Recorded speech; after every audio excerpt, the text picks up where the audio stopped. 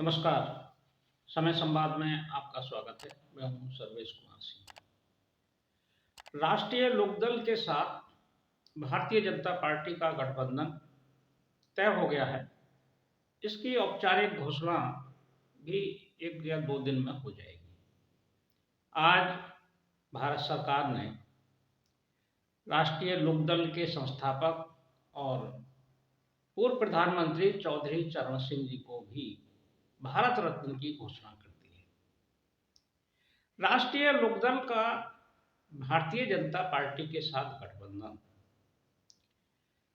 काफी दिन से कयास लगाए जा रहे थे कि ये गठबंधन हो जाएगा, लेकिन इसी बीच उनका गठबंधन समाजवादी पार्टी के साथ हो गया और राष्ट्रीय लोकदल इंडिया गठबंधन का भी हिस्सा बन गए थे।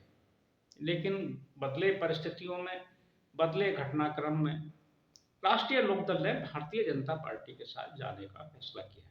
भारतीय जनता पार्टी ने भी सहर्ष एनडीए में उनको शामिल करने का फैसला कर लिया है। हालांकि औपचारिक घोषणा नहीं हुई है, लेकिन शीघ्र हो जाएगी। राष्ट्रीय लोकदल का भारतीय जनता पार्टी के साथ गठबंधन क्या केवल राष्ट्रीय लोकदल को संजीवनी देगा या इसका कुछ असर भारतीय जनता पार्टी पर भी होगा और भारतीय जनता पार्टी को भी इसका लाभ मिलेगा? इस विषय पर आज चर्चा करेंगे। ये बात सही है कि राष्ट्रीय लोकदल का भारतीय जनता पार्टी के साथ समझौता हो जाने के बाद या चुनावी गठबंधन हो जाने के बाद यह सुनिश्चित हो जाएगा संसद में राष्ट्रीय लोकदल को कुछ सीटें मिलेंगी और वहां उनके सांसदों का पहुंचना सुनिश्चित है। जो तय हुआ है उसके अनुसार राष्ट्रीय लोकदल को 2 सीटें मिलनी हैं, जिसमें बागपत और बिजनौर है। भारतीय जनता पार्टी के साथ समझौते में जब राष्ट्रीय लोकदल चुनाव लड़ेगा तो दोनों सीटें जीतना सुनिश्चित है। राष्ट्रीय लोकदल बिजनौर भी जीतेगा और बागपत भी जीतेगा। इसके अलावा उनको राज्यसभा और विधान परिषद की सीट मिलने की भी बात हुई है, जो जानकारी मिली है। हालांकि कोई पुख्ता इसके सूत्रों ने अभी पुष्टि नहीं की है, लेकिन जानकारी मिल रही है, जानकारी सही है, ये माना जा रहा है। इसके अलावा केंद्रीय मंत्रिमंडल में और राज्य के मंत्रिमंडल में भी राष्ट्रीय लोकदल को जगह मिली है।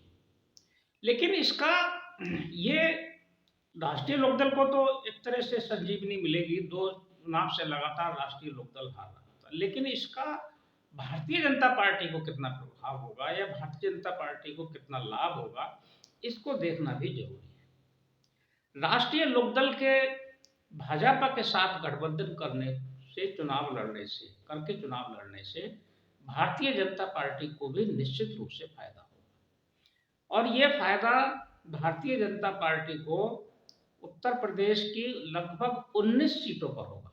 19 सीटें ऐसी हैं जिसमें राष्ट्रीय लोकदल का प्रभाव है या उनके मतदाताओं का प्रभाव है, जो जाट प्रभावित सीटें हैं।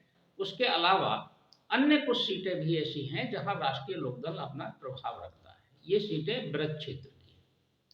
तो जो 19 सीटें हैं उनमें से 2 सीटें राष्ट्रीय लोकदल को मिल जाएंगी, तो ये माना जाए कि 17 सीटों को राष्ट्रीय लोकदल प्रभावित करेगा गठबंधन, और ये गठबंधन का प्रभाव भारतीय जनता पार्टी के प्रत्याशियों की बढ़त बनाने में सहयोगी होगा। या ये कहें कि कुछ सीटें ऐसी हैं जहां भारतीय जनता पार्टी को जीत नहीं मिली थी, उन सीटों को भी जिताएगा। पहले देखते हैं कि राष्ट्रीय लोकदल के प्रभाव की सीटें कौन कौन सी हैं। ये सभी लोकसभा सीटें पश्चिम उत्तर प्रदेश में हैं। पश्चिम उत्तर प्रदेश में पश्चिम और ब्रज क्षेत्र में है, जिसमें सहारनपुर से लेकर आगरा मंडल, इसमें सहारनपुर, मुजफ्फरनगर, कैराना, बागपत, मेरठ, गाजियाबाद, बुलंदशहर, गौतम बुद्ध नगर, मथुरा, अलीगढ़, हाथरस, फतेहपुर सीकरी, आगरा, अलीगढ़ और इधर मुरादाबाद मंडल में बिजनौर, नगीना, मुरादाबाद, अमरोहा, संभल, रामपुर, बदायूं, बरेली मंडल की ये सीटें विशेष रूप से राष्ट्रीय लोकदल के प्रभाव की है। यहाँ राष्ट्रीय लोकदल का वोट बैंक है। इसके अलावा जो सबसे बड़ा फायदा भारतीय जनता पार्टी को होगा वो ये होगा, और हो सकता है कि भारतीय जनता पार्टी ने जब समझौता किया हो राष्ट्रीय लोकदल के साथ तो इस बात को ध्यान में भी रखा हो कि मुरादाबाद मंडल की हारी हुई सीटों को जीतने का ये एक फार्मूला भी हो सकता है। राष्ट्रीय लोकदल का सहयोग भारतीय जनता पार्टी के लिए मुरादाबाद मंडल की हारी हुई सभी 6 सीटों को जीतने में सहायक हो सकता है। इसमें से एक सीट बिजनौर है जिस पर राष्ट्रीय लोकदल लड़ेगा, बाकी 5 सीटों को जीतने में राष्ट्रीय लोकदल सहयोग करेगा, क्योंकि राष्ट्रीय लोकदल का इन सीटों पर भी प्रभाव है। जाट मतदाताओं की इसमें संख्या है, काफ़ी संख्या है, जिसमें नगीना, अमरोहा, मुरादाबाद, संभल और रामपुर, इन सब सीटों पर भारतीय जनता पार्टी को सहयोग मिलेगा। राष्ट्रीय लोकदल का जो आधार है, ये अगर देखें पिछले विधानसभा चुनाव को, तो जो 2022 का विधानसभा चुनाव था उसमें राष्ट्रीय लोकदल को उत्तर प्रदेश में 2.85% वोट मिले थे और इनको 8 सीटें मिली थी विधानसभा में। और भारतीय जनता पार्टी को जो वोट मिला था पिछले विधानसभा चुनाव में, यानी कि 2022 के चुनाव में, ये वोट इनको मिले थे 41.29%। तो अगर ये जो 2.85% वोट है ये भारतीय जनता पार्टी के 41.29% के साथ जुड़ेगा तो ये हो जाएगा 44.14%। ये एक बड़ा वोट बैंक है। अगर भारतीय जनता पार्टी 44% से अधिक वोट बैंक तक पहुंच जाएगी तो भारतीय जनता पार्टी पश्चिमी उत्तर प्रदेश में अपनी इन हारी हुई सीटों को भी जिता सकती है, और जो सीटें जीती हुई भी थी उन पर उसकी बढ़त बढ़ेगी। यानी कि भारतीय जनता पार्टी को बड़ा लाभ होगा राष्ट्रीय लोकदल के साथ गठबंधन से, जहां राष्ट्रीय लोकदल को संजीवनी मिलेगी, राष्ट्रीय लोकदल का के राजनीति में स्थायित्व आएगा, उनको एक महत्वपूर्ण पोजीशन बनेगी। वहीं भारतीय जनता पार्टी भी 2024 के चुनाव में लाभ अर्जित करेगी, और ये सबसे बड़ा लाभ होगा मुरादाबाद मंडल में। मुरादाबाद मंडल की हारी हुई सीटों को जीतना भारतीय जनता पार्टी की चुनौती है, क्योंकि 2019 भारतीय जनता पार्टी रामपुर, मुरादाबाद, संभल, अमरोहा, बिजनौर, नगीना, ये सभी सीटें हार गई थी।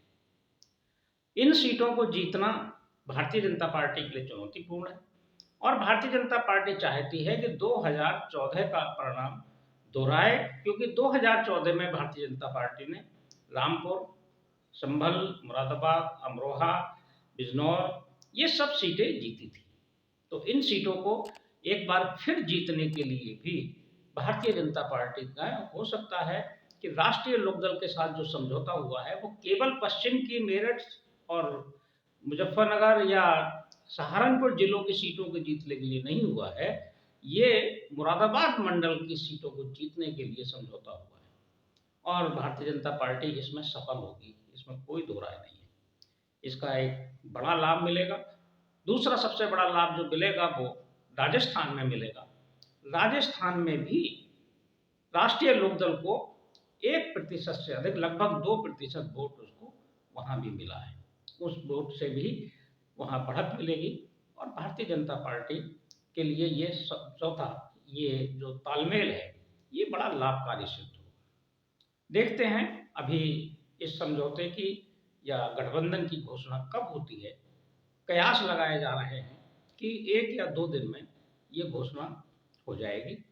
जितना जल्दी हो जाएगी उतना जल्दी पार्टी कार्यकर्ताओं में उत्साह बढ़ेगा, और चुनाव अभियान भी लगभग कुछ दिन में ही शुरू होने जा रहा है। जैसे ही घोषणा होगी, इंडिया गठबंधन तो पहले से ही हताशा में है, इस घोषणा के बाद इंडिया गठबंधन और अधिक हताशा में आ जाएगा, और छिन्न भिन्न गठबंधन अब उत्तर प्रदेश में कैसे भारतीय जनता पार्टी का और इस गठबंधन का मुकाबला करेगा, ये भी एक विचारणीय प्रश्न है। अब भारतीय जनता पार्टी के सामने अकेले समाजवादी पार्टी ही एक मुख्य विपक्षी दल के रूप में होगी।